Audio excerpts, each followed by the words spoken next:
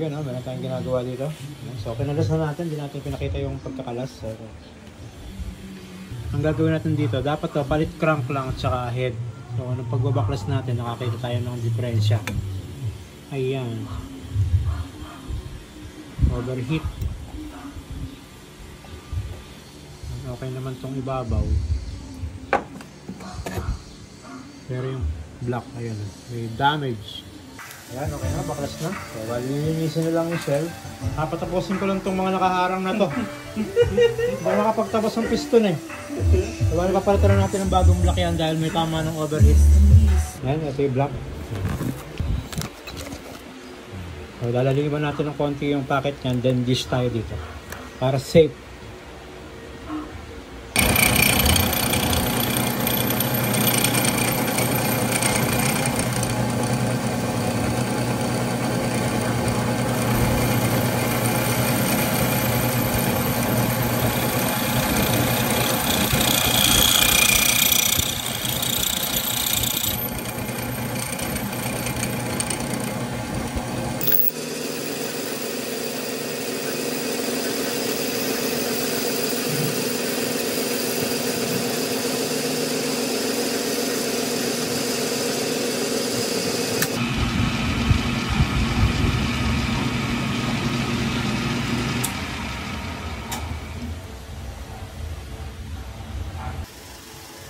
Yan, okay na, tapos na.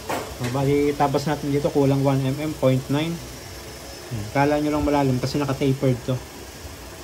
Pero mababaw lang yun. Alright, so okay na to. Pagka sobra pa rin yung ating compression ratio, yung head ang tatabasan natin ng konti, yung gilid ng chamber. Ayan.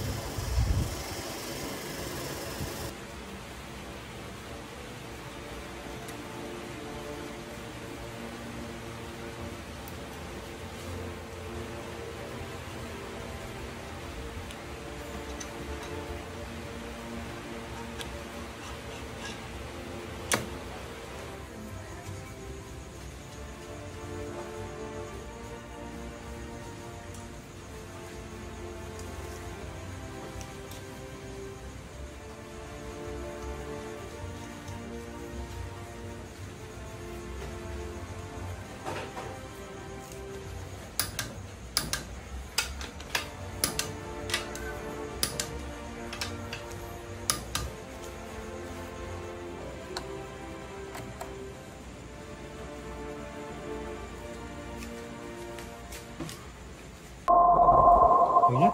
So ready to install na ito sa ating chassis. And go! Kabit na natin ngayon para bukas diretso tono na to. Sige, no? So okay na. Bit na tayo. It's silencing.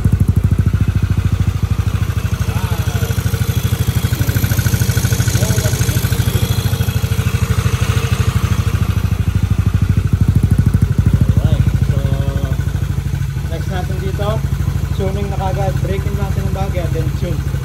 Then pag walang naging problema, ay sasoloy na rin natin sa may-ari ngayon. Iyan, no? It's tuning time! So, specs na ito ulit, no? Plus 4 ASMP crank, tapos sa block natin JBT 63mm, then head natin 4S1M. Testingin muna natin to, break in, tapos diretso tono na to. Sa ibang set may available pa tayo. Pwede tayo sa 220, 230. Yan, kung ano gusto nyong set, meron tayo. Alright, so hanggang dito lang yung ating video. So thank you and goodbye.